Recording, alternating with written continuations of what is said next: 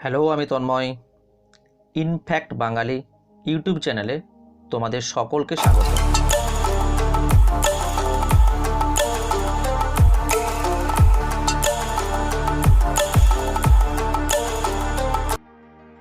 তোমরা যারা 2020 সালের উচ্চ মাধ্যমিক পরীক্ষার্থী তারা সকলেই জানো কোভিড-19 সংক্রমণজনিত কারণে 2020 সালের উচ্চ মাধ্যমিকের 3টি বিষয়ের পরীক্ষা পিছিয়ে দেওয়া হয়েছে, যার অন্যতম বিষয়টি ছিল জিওগ্রাফি।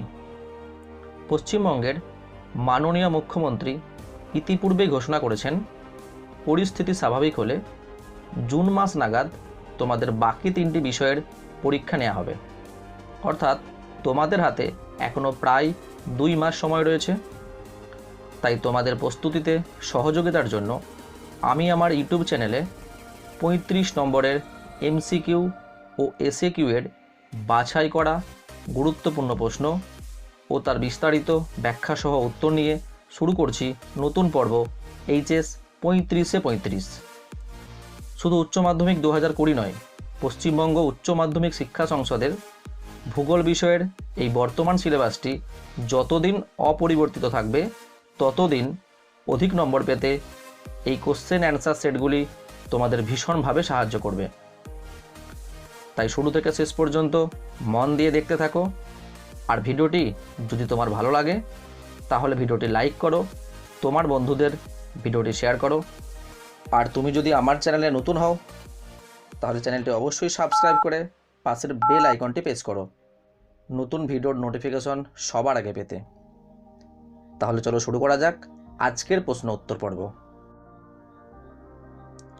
কোশ্চেন নাম্বার 1, জেট বায়ুপ্রবাহ দেখা যায়। দেখো 4টি অপশন আছে: নিম্ন ট্রপোস্ফিয়ার, ঊর্ধ্ব ট্রপোস্ফিয়ার, নিম্ন ট্র্যাটোস্ফিয়ার, ঊর্ধ্ব ট্র্যাটোস্ফিয়ার। সঠিক উত্তরটি হবে ঊর্ধ্ব ট্রপোস্ফিয়ার। কারণ হচ্ছে জেট বায়ু প্রবাহিত হয় প্রায় 12 কিলোমিটার উচ্চতায়। আর আমরা জানি ট্রপোস্ফিয়ারের উচ্চতা গড়ে প্রায় 16 কিলোমিটার। অর্থাৎ রাইট অ্যান্সারটি তাহলে ঊর্ধ্ব ট্রপোস্ফিয়ার।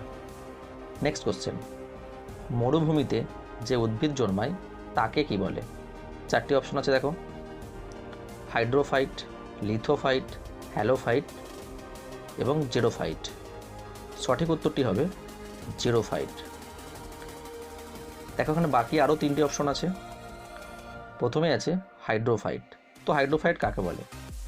যে সমস্ত উদ্ভিদ জলজ পরিবেশে খুব ভালো জন্মায় তাদেরকে আমরা বলি হাইড্রোফাইট বা জলজ উদ্ভিদ, যেমন কচুরিপানা। তারপর আছে দেখো লিথোফাইট। যে সমস্ত উদ্ভিদ শিলাগাত্রে ভালো জন্মায় তাদেরকে বলা হয় লিথোফাইট। আর অপশন নম্বর সিতে আছে দেখো হ্যালোফাইট। তো হ্যালোফাইট কাকে বলে? যে সমস্ত উদ্ভিদ সমুদ্র উপকূলবর্তী লবণাক্ত পরিবেশে ভালো জন্মায় তাদেরকে আমরা বলি হ্যালোফাইট, যেমন সুন্দরী, গড়ান, গেঁয়ো প্রভৃতি। নেক্সট কোশ্চেন, জার্মানিতে জাতীয় সড়কপথ কী নামে পরিচিত? দেখো 4টি অপশন আছে: মোটরওয়েজ, অটোস্টেট, অটোরুটস, অটোবানস। এখানে সঠিক উত্তরটি হবে অটোবানস। দেখো আরও 3টি অপশন আছে। প্রথমে আছে মোটরওয়েজ। ইংল্যান্ডে বা যুক্তরাজ্যে জাতীয় সড়কপথ বা রাজপথ মোটরওয়েজ নামে পরিচিত। তারপরে আছে দেখো অটোস্টেট। ইতালিতে জাতীয় সড়কপথ অটোস্টেট নামে পরিচিত। তারপর আছে দেখো অটোরুটস। ফ্রান্সে জাতীয় সড়কপথ অটোরুটস নামে পরিচিত। নেক্সট কোশ্চেন, আমুল কোম্পানি যুক্ত হলো 4টি অপশন আছে দেখো: বস্ত্র উৎপাদনের সাথে, দুগ্ধ উৎপাদনের সাথে, মাছ উৎপাদনের সাথে, মাংস উৎপাদনের সাথে। সঠিক উত্তরটি হবে অপশন বি, দুগ্ধ উৎপাদনের সাথে। একটা টার্ম এসছে দেখো আমুল, AMUL। এই আমুলের পুরো নাম তোমাদের পরীক্ষায় আসতে পারে। তার পুরো নামটা কি না আনন্দ মিল্ক ইউনিয়ন লিমিটেড। এর কারখানাটি কোথায় অবস্থিত? এর কারখানাটি গুজরাটে অবস্থিত। নেক্সট কোশ্চেন, রবার রাজধানী বলা হয়। তারপর দেখো 4টি অপশন আছে: ডেট্রয়েটকে, উইসকনসিনকে, অ্যাক্রনকে, কর্নার ব্রুককে? সঠিক উত্তরটা হয়ে যাবে অ্যাক্রনকে। দেখো আরও 3টে অপশন আছে। প্রথমে আছে ডেট্রয়েট। তো ডেট্রয়েট কী জন্য বিখ্যাত? আর ডেট্রয়েটে রয়েছে বিশ্বের বৃহত্তম মোটর গাড়ি শিল্পকেন্দ্র। এরপরে আছে দেখো উইসকনসিন। উইসকনসিনকে যুক্তরাজ্যের ডেয়ারি রাজ্য বলা হয়।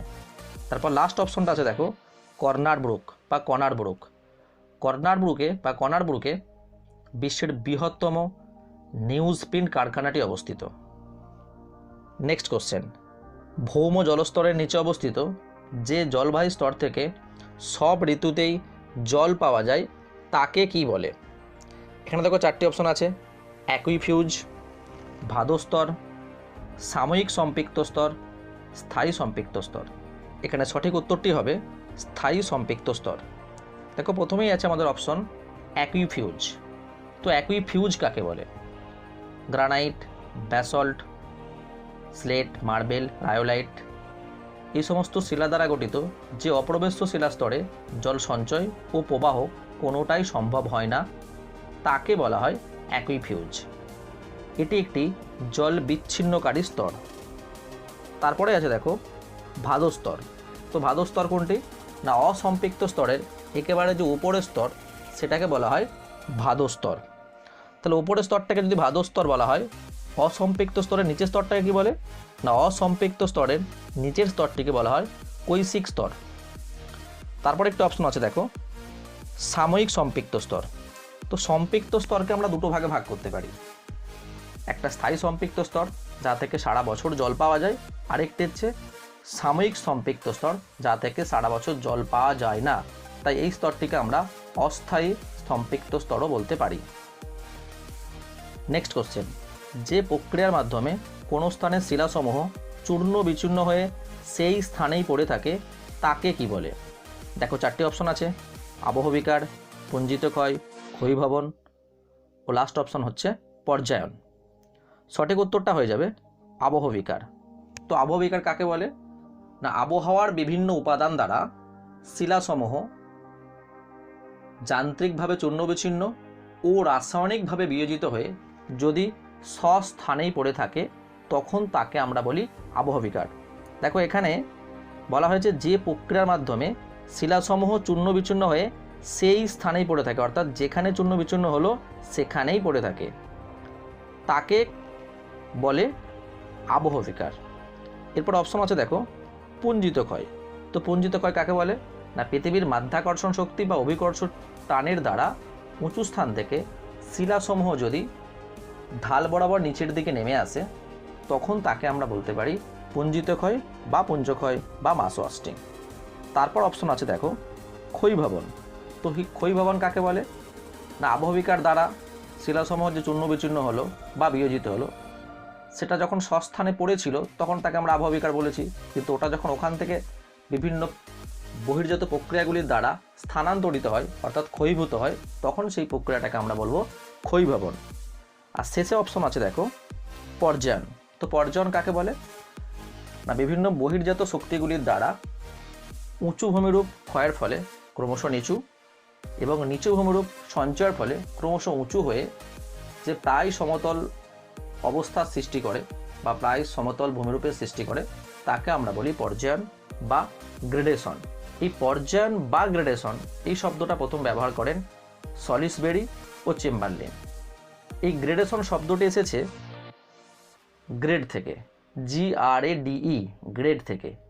এই গ্রেড শব্দটা প্রথম ব্যবহার করেন ভূবিজ্ঞানী GK গিলবার্ট 1876 সালে। নেক্সট কোশ্চেন, 2011 সালের আদমশুমারি অনুযায়ী ভারতের মানুষ জমি অনুপাত হলো, দেখো 4টি অপশন আছে, 382 জন প্রতি বর্গ কিমিতে, 1102 জন প্রতি বর্গ কিমিতে, 432 জন প্রতি বর্গ কিমিতে, 1029 জন প্রতি বর্গ কিমিতে। সঠিক উত্তরটা হবে 432 জন প্রতি বর্গ কিমিতে। প্রথমে অপশন আছে দেখো 382 জন প্রতি বর্গ কিমিতে, এটা হলো ভারতের জনঘনত্ব। তারপর আছে দেখো 1102 জন প্রতি বর্গ কিমিতে, এটি হলো বিহারের জনঘনত্ব। এবং বিহার হলো ভারতের সর্বাধিক জনঘনত্বপূর্ণ রাজ্য। তাহলে ভারতের সর্বনিম্ন জনঘনত্বপূর্ণ রাজ্য কোনটি?